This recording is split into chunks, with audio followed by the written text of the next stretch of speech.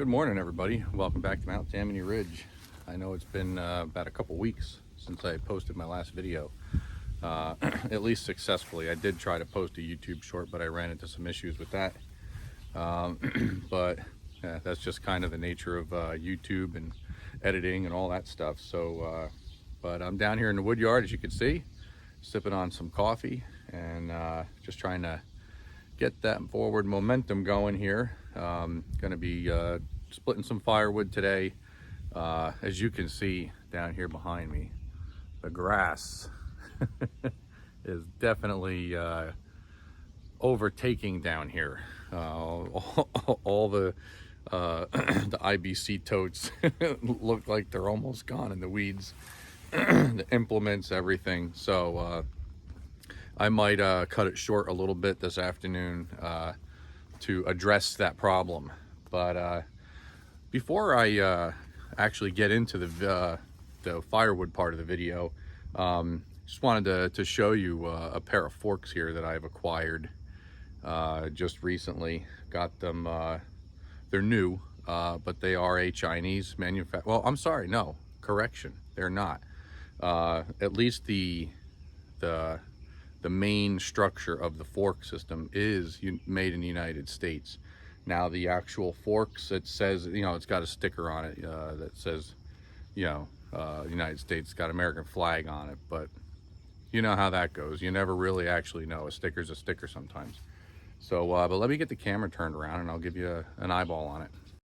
So the brand, I believe, is pronounced Kibble, and the gentleman that I bought it off of, his name is Chris, and he sells all kinds of implements, primarily new. He sells some of the Chinese brand, some United States brands as well, and that's his website and phone number.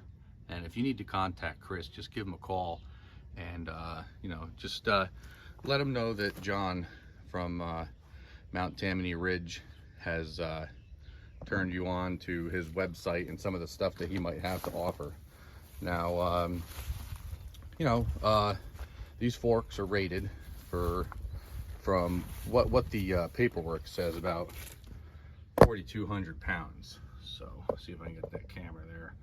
So that's way more than the ones that I got with my Mahindra tractor that I've been using all these years, and those were also a 42-inch fork length, and these are 48, which is really nice. It kind of makes me feel a little bit better about, you know, sticking my forks in a heavy pallet and not worry about the other side of the lumber bundle or the pallet collapsing because there's no support. But you know, these things are made, I mean, they're made good. I mean, you know, the welds aren't, you know, it looks like they could be possibly hand welded rather than a you know, some sort of a CNC machine type of application. But what do I know? I'm just a guy out here splitting firewood on his, you know, his little horse farm. So I do tinker with the welding thing. That's kind of leading me to believe that at least some of the stuff is hand welded. And there's also a removable section here. That way, if you want to take this section out, so you could have a pass-through area to get through, you know, get in and out of your machine from directly in front, which I think if I had a roll-up front door, that would be ideal.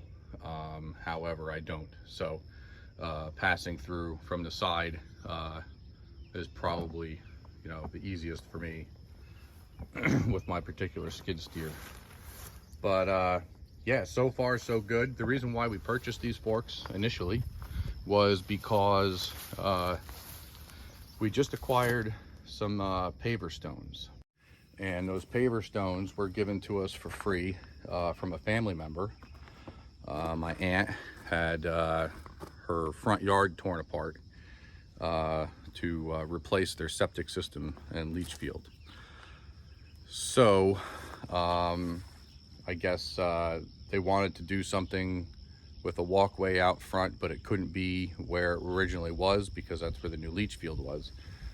And they figured that if they were going to do something, it would probably be with new material. So it was an opportunity. We just replaced the front porch on the house, or I should say beautify it. You know, the bones were perfect. We just put new decking, railing, and new stair stringers down to our concrete pad, and then from that pad we're going to continue a new walkway down to the garage. So yeah, so that's really why we got these forks to begin with, because those other forks just weren't to try to lift up 3,000 or so pounds. They just weren't gonna do it confidently. They may have done it, but I don't want to be down there in the middle of a project to find out by them breaking and have a huge mess in the middle of the road or something while I'm trying to load them up on my trailer. So, but speaking of the skid steer, if anybody out there knows, and Fate Farm might actually know, he may have been through this already with his. He's got an identical skid loader to mine. I'm having no response on my throttle, either the handle or the pedal, and it was perfect timing too. You know, it's like kind of like I spent money and then immediately was punished with a breakdown afterward. So I went and I bought these forks, and literally the day the forks returned home in the back of the truck, I had to pull them out of the back of the truck, and that day the throttle stopped working. It worked fine when I started up the machine. I got up the driveway to up by the house, hooked up to the forks, and I parked the machine and came back out to bring the machine back down here later that day, and nothing. So zero response. So I don't know if there's like a you know, a solenoid or a fuse or something. I really wish it would be that easy, but we'll have to see. Hopefully some of you guys out there on YouTube come across this video and might be able to message me back and give me a little bit of a cheat code on this problem. So, but that's that. So if you guys, like I said, if you have any questions, give Chris a call at classicact.net. Look him up on Google, you'll find him. And like I said, please make sure you put in .net.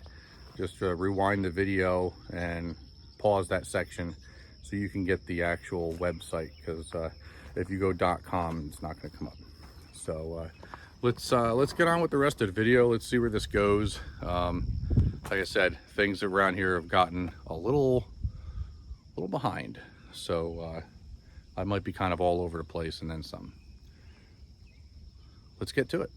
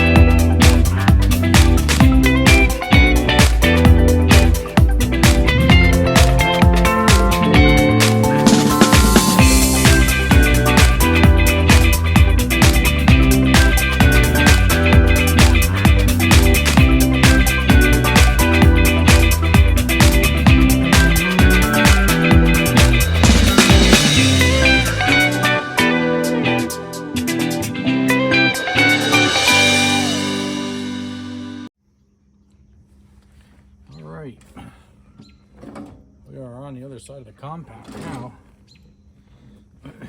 So it is now much later in the day, and pop-up project here. I just need to get this diesel pump back online, and for whatever reason the wire got hot on me before. I think it was due to a bad fuse. So I'm going to take these connectors off here. These connectors were pretty much kaputs after the previous event, so instead of me relying on these anymore, I think I'm just going to solder it fast. I did it so that I could swap this out easy in the event that this failed, but that's not what failed. These two failed. So we're going to get this thing all chopped up, put back together, and if you guys want to chill out with me and watch, that's cool. If not, I'll see you on the next video. So this is what I got going on at the moment, and I figured it might be a little bit of a change of well, I'm probably not going to need that. Probably not. So here we go.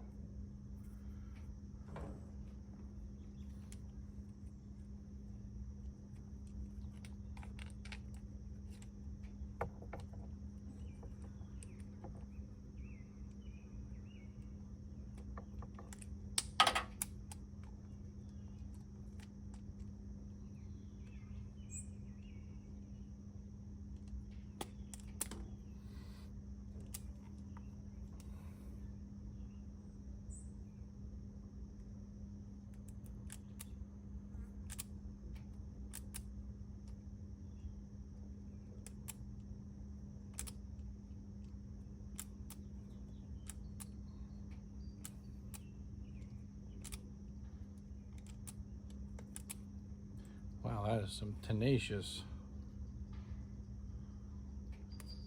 wire sheathing there.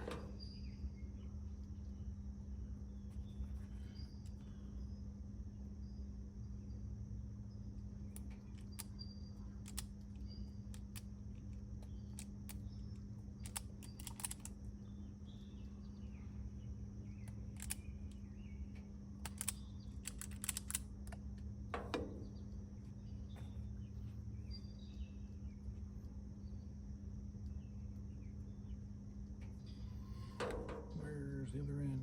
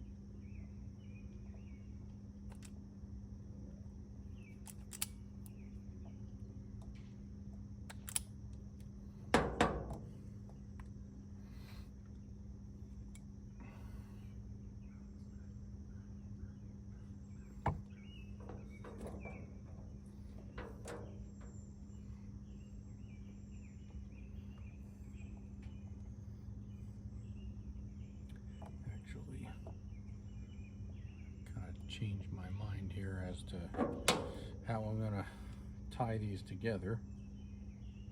Give myself a little more.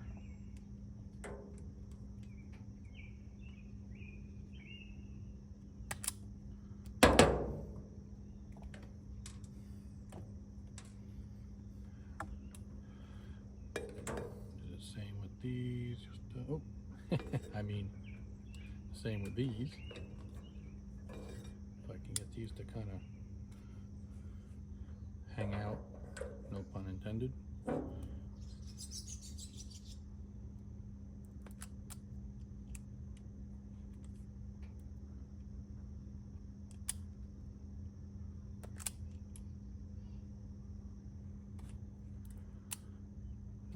do I feel? That should be pretty good. I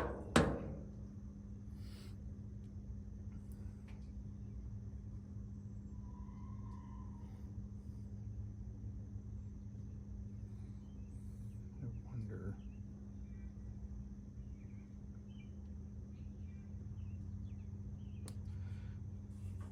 I think I'm going to cut these back further. I have a knot here from the previous soldering job, and I want to get that out of there because I don't have a whole lot of, well, I don't know, maybe that shrink tube might, yeah, I got room to spare. All right, yeah, we'll leave it alone. So if that's the case, maybe I can slide this back through here and put that back where I had it. That's a maybe.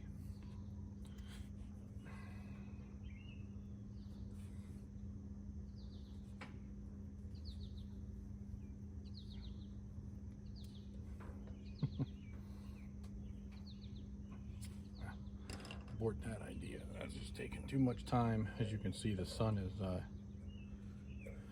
going down pretty quick. So we've got negative.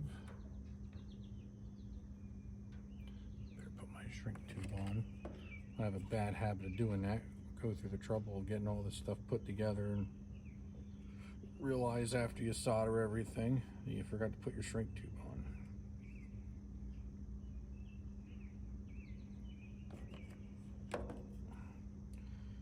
Last two pieces. Gonna have to order more.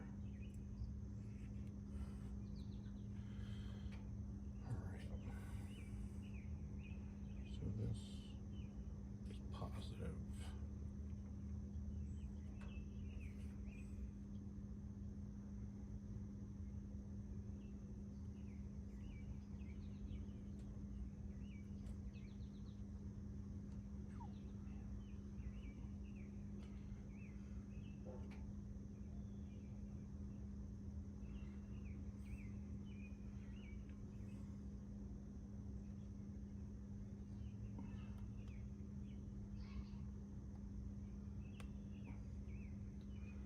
Still got some solder in that one piece there.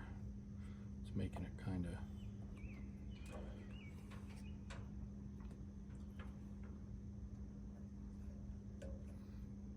that one clamp's going to be enough. Of course, I forgot to plug in my soldering iron, so now we're going to be sitting around waiting for that.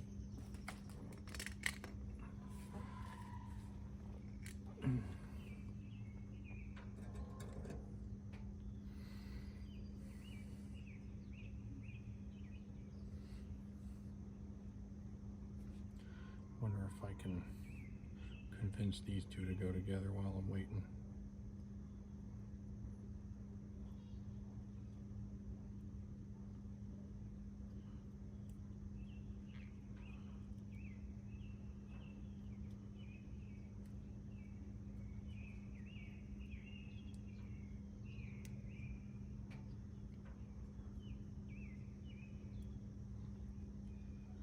All right.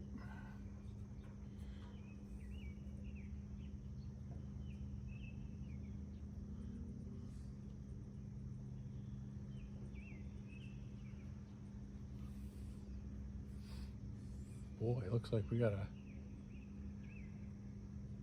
storm system coming in or something. There's some pretty interesting looking clouds. Ooh.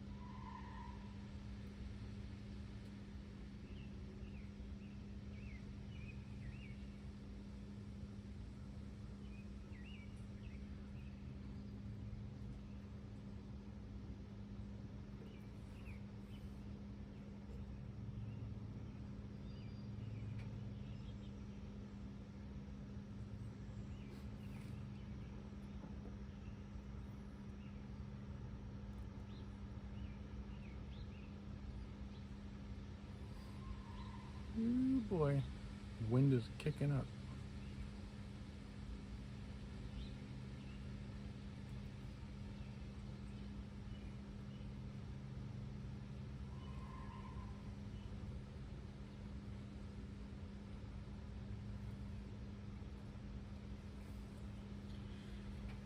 All right, complete with that.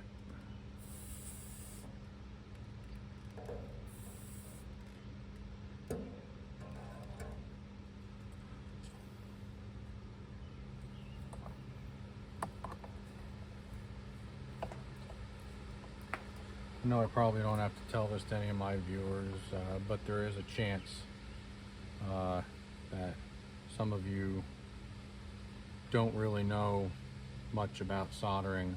I am not a pro, for one. I will put that out there. I will disclose that.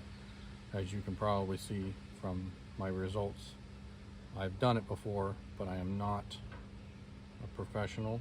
But I will say, be very careful what solder you use. You have to make absolutely sure that it is flux core electrical solder.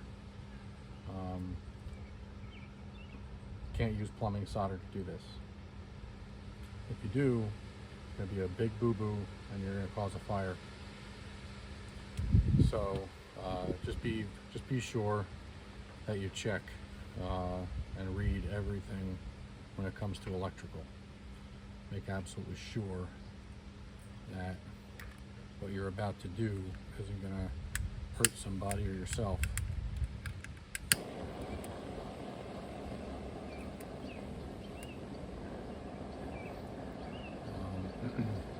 The only other thing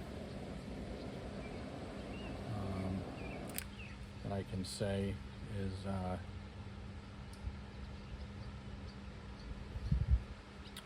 also, don't be 100% ready to just trust a Home Depot or a Lowe's consultant that you bump into in the aisle.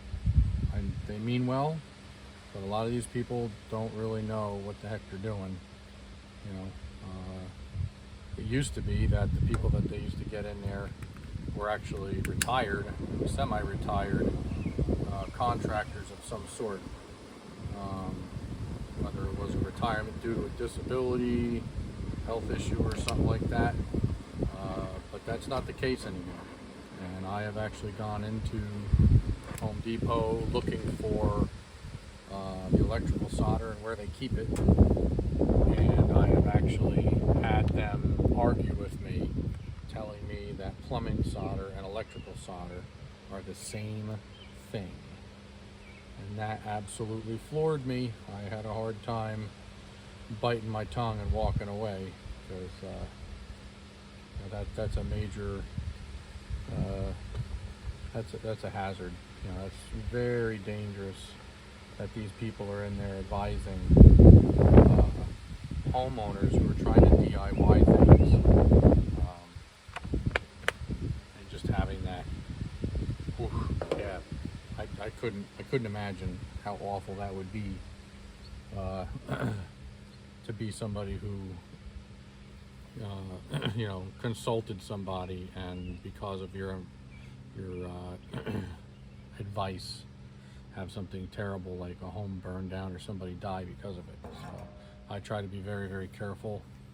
I also try to disclose when I do something, the fact that I am just a homeowner using what little knowledge I have to, you know, to get by, to do things on my own, and really try hard to stay in my lane. And if it's anything, you know, out of my wheelhouse, either I hire a professional or I do without. So,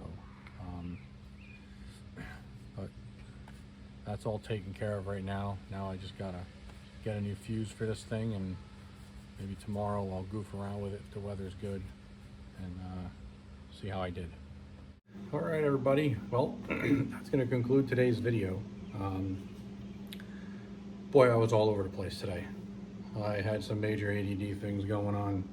So I started out with the wood yard and getting it all set up, which is a given. And then, as you saw, I went to doing firewood, and then after that I went berserk, pulling out all the firewood totes, getting all that mowed underneath and around them, and then I went over to the fence on the other side of the wood yard where I had all the implements lined up. I got all those pulled out of there, out of the way. I removed the rubber mats that we had under them because the weeds were literally, because grass gets blown on and creates topsoil on top of the mats, and then before you know it, the mats are just completely gone. So before that happened, I tore them all out with the excavator, shook them out, cleaned them off, mowed through there, put all the mats back and the equipment and everything, and it took all day. There is no doubt it took all day. In the middle of all that is when I discovered that the diesel pump wiring was failing. So I got a little bit of fuel put in my excavator to finish up what I had going on down there, and then brought it up here and tinkered with that just here with you guys. So I also spent a little bit of time tinkering with the skid steer back there behind me, and still trying to figure out what's going on with the throttle. Neither the pedal or the hand throttle up on the A-pillar are responsive. One thing I did find out this afternoon is that if you have the machine running and you take the throttle lever, the hand throttle, and you put it up about a quarter throttle or a half a throttle, somewhere in there, and you shut the machine down, okay, and then wait a few seconds, get your butt off the seat, make sure the machine thinks that you're not in there anymore, and then you sit back down and you go through the whole startup procedure. When it fires up, the throttle goes up to where you put your hand throttle, and then immediately goes back down to idle. It won't stay at that throttle level. So I haven't tried that with the foot pedal. Maybe tomorrow when I get home from work, I'll get in there and goof around with it. But as of now, I contacted our local New Holland dealer, and they're gonna have a mechanic, hopefully sometime this week, show up and go over the machine and try to find out if it's like a relay or something that went bad. So yeah, we're just gonna have to wait and see what that result is. But in the meantime, I'm just gonna keep on doing what I do every day, and try to get some time down there at the wood yard in between sprinkles. We got some rain this week coming in and out, so we'll see how much of a hindrance that turns out to be. But anyway, that's going to be it. I thank you guys very much for hanging out with me here at Mount Tammany Ridge. I apologize, it's been a little bit, but things have been a little wacky around here. So just if you could, like, comment, and subscribe. Let's see if we get that subscriber count up a little bit more. It'd be cool to see. I'm up to 196 as of today. Like I said, I'm not shattering any ceilings or anything by any means, but it is cool to see that it is on an uphill, tick rather than on a landslide. So very cool, and we'll just have to catch you guys on the next one, and you guys take care of yourselves between now and then, and hopefully it'll be sooner than later. Have a good night.